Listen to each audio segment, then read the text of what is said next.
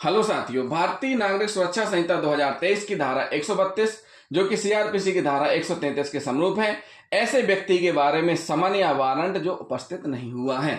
साथियों, समाज में रह रहे लोगों के बीच अक्सर विवाद होता रहता है छोटी छोटी बातों को लेकर के, और छोटी छोटी बातों से लेकर के बड़ी बातें बन जाती हैं। छोटी छोटी बातों में बड़े बड़े अपराध हो जाते हैं। तो जैसे ही पुलिस को चाहे वो संज्ञेय अपराध हो चाहे असंज्ञेय अपराध की सूचना प्राप्त होती है, संज्ञेय अपराध में पुलिस एफआईआर दर्ज करती है, असंज्ञेय अपराध में एनसीआर दर्ज करती है। अब बात आती संज्ञेय अपराध क्या होते हैं। संज्ञेय अपराध ऐसे अपराध होते हैं जिनमें पुलिस अधिकारी इन्वेस्टिगेशन करते हैं और बिना वारंट के अरेस्ट कर सकते हैं।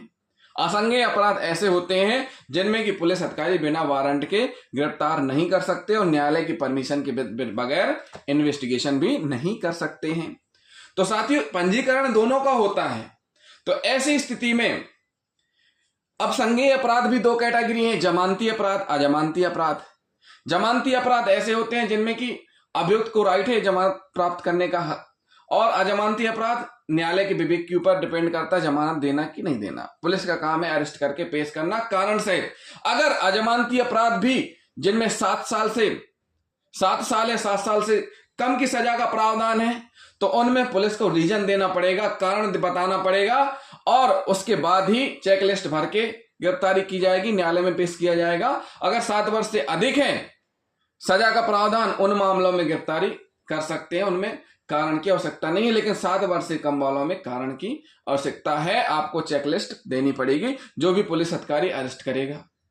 तो साथियों, होता क्या है, जो मामले जमानती होते हैं वो जमानत पे छोड़ने के बाद उनको फिर से पाबंद किया जाता है ताकि फिर से विवाद ना करें। उसके 2 रीजन। पहला रीजन है कि जो व्यक्ति जिनके खिलाफ जमानती अपराध कायम किया गया है वो अपने आप को ये ना समझने लगे कि हमारे खिलाफ एफआईआर करवाई भी तो हमारा कुछ नहीं हुआ, हम तो छूट के आ गए, हम तो जेल भी नहीं गए, हमें तो पुलिस ने थाने से ही छोड़ दिया, और आके फिर से विवाद करने लगे।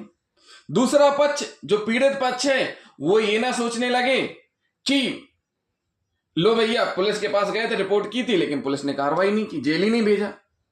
अब कानून ही ऐसा है, कानून कहता है कि जो मामले अजमानती हैं और अजमानती में भी 7 वर्ष से कम वालों में रीजन देके अरेस्ट करना है, 7 वर्ष से अधिक वालों में गिरफ्तार करना है। तो यहां पर बड़ी दिक्कत की स्थिति पैदा हो जाती, बड़ा सामंजस्य स्थापित करना पड़ता है, पुलिस को समझाना पड़ता है कि हम कार्रवाई करके जमानती मामलों में चार्जशीट कोर्ट में पुटअप करेंगे, वहां आपकी सुनवाई होगी और वहां फिर न्यायालय सजा सुनाएंगे। तो ऐसी स्थिति में होता क्या है बहुत बार कि 2 पक्ष जो रहते हैं आपस में टकराते रहते हैं। जमानत पे थाने से छूट गए, जमानती अपराध है, दूसरा पक्ष जो पीड़ित पक्ष है, फिर से उनमें विवाद की संभावना हो सकती है। तो इस विवाद की संभावनाओं को रोकने के लिए फिर से कोई नया विवाद ना पैदा हो जाए, इसके लिए क्या करती पुलिस, निवारक कार्रवाई करती है। क्या करती है, निवारक कार्रवाई करती है, इस्तगासा तैयार करती है, और धारा 126 का, या आदतन अपराधी हैं तो धारा 129 का, या ऐसे अपराधी जिनके द्वारा राजद्रोहात्मक बातें फैलाई जा रही, फैलाने की संभावना है, उनके खिलाफ 127 के अंतर्गत, और जो अपने आप को इस प्रकार से छिपा रहा है जो कि संज्ञेय अपराध घटित करेगा सूचना प्राप्त होने पर, 128 के अंतर्गत इनके खिलाफ, ऐसे अनावेदकों के खिलाफ इस्तगासा पेश करती है।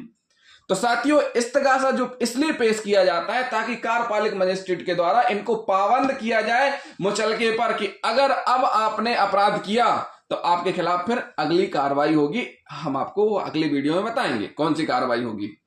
साथियों, इसमें नियम है कि 126, 127, 128 में 1 वर्ष का बॉन्ड होगा और 129 में 3 वर्ष का बॉन्ड ओवर होगा, यानी पाबंद किया जाएगा। साथियों, 129 के अंतर्गत जो इस्तगासा परिवार पेश किया जाता है, ये उन अपराधियों के खिलाफ होता है जिनके 1 या 1 से अधिक अपराध हैं जिनके खिलाफ, और वो इतने खतरनाक हैं, उनकी जो आपराधिक प्रवृत्ति इतनी खतरनाक है कि उनका स्वच्छंद यानी खुला रहना समाज के लोगों के लिए हानिकारक होता है। मतलब अगर वो उनको पाबंद नहीं किया जाएगा तो समाज में रह रहे लोग शांति से रह नहीं पाएंगे। तो इसलिए जो ऐसे अपराधी रहते हैं उनको इस धारा के अंतर्गत बॉन्ड ओवर किया जाता है। तो पुलिस क्या करती है? पुलिस निवारक कार्रवाई करती है, इस्तगासा तैयार करती है और कार्यपालिक मजिस्ट्रेट के समक्ष प्रस्तुत कर देती है। कार्यपालिक मजिस्ट्रेट इन इस्तगासाओं को देखते हैं कि इनमें आधार है कि नहीं है, वाकई में सही है कि नहीं है। ऐसा तो नहीं है कहीं सही नहीं है। अगर कोई आधार नहीं है, वो जैसे न्यायालय में संज्ञान लेते हैं, जब भी पुलिस चार्जशीट पुटअप करती है न्यायालय में, तो न्यायालय क्या करती है? मामले का अवलोकन करती, देखती है, संज्ञान लेती कि इसमें चार्ज लगाया जाए कि वापस किया जाए, इसमें तथ्य है कि नहीं है। तो इसी प्रकार कार्यपालिक मजिस्ट्रेट भी उस इस्तगासा परिवाद को देखते हैं। अब एक बात और हम बता दें कि ये जो इस्तगासा रहता है, इसमें जो दो पक्ष रहते हैं। एक पक्ष परिवाद जो तैयार करती है पुलिस, इसमें एक पक्ष रहता है, जैसे एफआईआर दर्ज होती है इसमें, तो रिपोर्ट कौन करता है? फरियादी यानी शिकायतकर्ता करता है। रिपोर्ट कौन करता है? फरियादी यानी शिकायतकर्ता करता है। जैसे ए ने रिपोर्ट की बी के खिलाफ, तो वहां फरियादी कौन हुआ? ए हुआ और बी हुआ अनावेदक। लेकिन इस्तगासा परिवाद में मध्य प्रदेश शासन की ओर से या शासन की ओर से प्रधानारक्षक, एएसआई, एसआई, टीआई, जो भी इस्तगासा तैयार कर रहे हैं पुलिस अधिकारी, जो भी इस्तगासा तैयार कर रहे हैं पुलिस अधिकारी, वो शासन की तरफ से फरियादी होंगे। अनावेदक कौन होंगे? अनावेदक होंगे कौन? जिनके खिलाफ इस्तगासा तैयार किया गया है, जो आदतन अपराधी हैं। अब साथियों बात आती है कि जब दो पक्षों में विवाद हो गया हो और दोनों में शांति भंग होने की संभावना हो, क्योंकि दोनों लड़ सकते हैं, तो ऐसी स्थिति में क्या किया जाएगा? ऐसी स्थिति में जो इस्तगासा तैयार होगा वो दोनों पार्टियों के खिलाफ होगा। कैसे होगा? दो पार्टियों के खिलाफ। जैसे मध्य प्रदेश शासन फरियादी एक ही रहेंगे, लेकिन अनावेदक हो जाएंगे। अनावेदक पार्टी क्रमांक 1, पार्टी क्रमांक 2। अनावेदक कैसे हो जाएंगे? पार्टी क्रमांक 1 और पार्टी क्रमांक 2। जैसे एक पक्ष ने दूसरे पक्ष को मारा और दोनों ने एक दूसरे के खिलाफ रिपोर्ट दर्ज कराई, तो यहां दोनों पक्षों को बॉन्ड ओवर कराना जरूरी है, ताकि फिर से कोई बड़ा अपराध ना कर दे। इसलिए दोनों पक्षों के खिलाफ क्या होगा? इस्तगासा पेश किया जाएगा। क्या किया जाएगा? पार्टी क्रमांक 1 और पार्टी क्रमांक 2 दोनों पक्षों के खिलाफ इस्तगासा पेश किया जाएगा। तो जब इस्तगासा पेश किया जाएगा तो उसमें वो सारी चीजें संलग्न की जाएंगी जो कि उस इस्तगासा के आधार होते हैं। तो जैसे ही कार्यपालिक मजिस्ट्रेट के पास इस्तगासा पहुंचेगा, इस्तगासा पहुंचते ही ये प्रारंभिक आदेश देंगे, ऑर्डर शीट लिखी जाएगी और नोटिस जारी किया जाएगा। किसको? अनावेदक को, कि आपको इस तारीख को उपस्थित होना है, आपको बॉन्ड ओवर किया जाएगा। एक प्रति किसको दी जाएगी? जो अनावेदक है। अब ये जो धारा थी, ये हमने आपको बताई थी धारा 130। क्या बताई थी? धारा 130 BNSS की और सीआरपीसी की धारा 111। उसमें है कि एक प्रति नोटिस की किसको दी जाएगी? अनावेदक को, जिसके खिलाफ इस्तगासा पेश हुआ है। फिर हमने आपको बताया था कि BNSS की धारा 131 और सीआरपीसी की धारा 112 में वर्णित है कि जिस व्यक्ति को नोटिस दिया गया है वह व्यक्ति कहां पर आएगा? न्यायालय यानी कार्यपालिक मजिस्ट्रेट के न्यायालय में उपस्थित होगा। तो उसको सार सुनाया जाएगा कि आपके खिलाफ ये आरोप है, आपके खिलाफ ऐसे ऐसी कायमी की गई है, इस प्रकार के आधार हैं और इसलिए आपको बॉन्ड ओवर किया जा रहा है। जो भी सार है इस्तगासा का, जैसे कोर्ट में जब चार्जशीट पुटअप की जाती है चालान पेश होने के बाद, तो न्यायालय संज्ञान लेते हैं, संज्ञान के बाद चार्ज लगाते हैं, आरोप तय करते हैं। तो आरोप सुनाए जाते हैं, बताए जाते हैं किसको? उस आरोपी को, उस अभियुक्त को। तो इसी प्रकार यहां पर भी क्या किया जाएगा? उसको सार बताया जाएगा इस्तगासा का। क्या किया जाएगा? इस्तगासा का सार बताया जाएगा। तो साथियों उपस्थित हो गया नोटिस पे। अब मान लीजिए ये तो हो गई पिछले वीडियो में।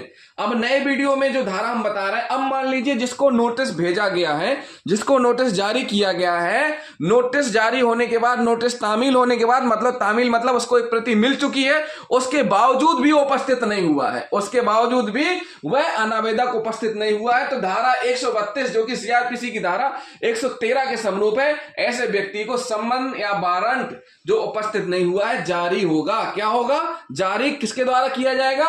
कार्यपालिक मजिस्ट्रेट के द्वारा जारी किया जाएगा। अब बात आती है कि जब ये जारी हो रहा है तो उसके साथ धारा 133 सीआरपीसी की धारा 114 कहती है कि समन वारंट के साथ आदेश की प्रति होगी। आदेश की प्रति मतलब जो तथ्य कारण क्या रहेंगे उसमें स्पष्ट रूप से लिखा रहेगा कि जो आदेश दिया गया है उसमें जो भी कारण है वो उल्लेखित रहेंगे उसमें, और वो उनके साथ में रहेंगे। क्या रहेंगे? आदेश की प्रति संलग्न रहेगी कि इस धारा के उपबंधों के अनुसार, जो धारा 132 के अनुसार वारंट समन जारी किया गया है, वह धारा 130 के अधीन जारी किए गए कारण बताओ आदेश की प्रति संलग्न रहेगी। मतलब ये जो नोटिस यहां जारी किया गया है कि आपको कारण बताओ नोटिस जो आपको उपस्थित होना है कि क्यों ना आपको बॉन्ड ओवर किया जाए, आप उपस्थित होइए और कारण बताइए, तो ऐसी पूरी प्रति इस सम्मन्स वारंट के साथ रहेंगी और उस अनावेदक को एक प्रति दी जाएगी। क्या की जाएगी? उस अनावेदक को एक प्रति दी जाएगी। तो साथियों, पहली कंडीशन क्या है? जब उपस्थित नहीं हुआ है तो सम्मन वारंट जारी हो जाएगा, और जब सम्मन वारंट जारी होगा तो उसके साथ आदेश की प्रति संलग्न रहेगी। आदेश की प्रति जब प्रारंभ में ये जो 130 के अंतर्गत एक प्रति दी गई थी ऑर्डर शीट की, कारण बताओ, वो भी साथ में संलग्न रहेगी, उसका सार पूरा संलग्न रहेगा इस सम्मन वारंट के साथ में। उसके बाद क्या होगा साथियों? धारा 134 क्या कहती है? सीआरपीसी की धारा 115 के समरूप है, व्यक्तिगत हाजिरी से अभिमुक्ति देने की शक्ति।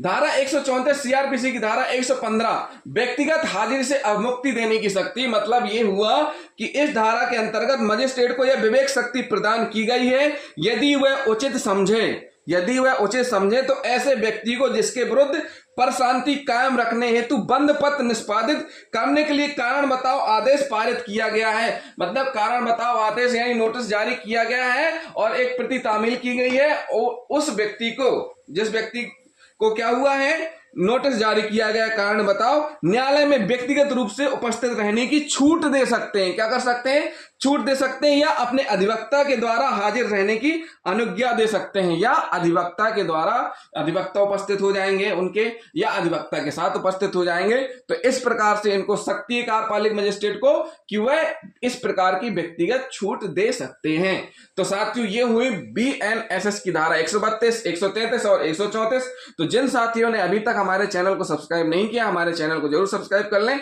वीडियो को लाइक और शेयर करना ना भूलें, साथ ही साथ कमेंट भी करते जाएं। थैंक यू साथियों।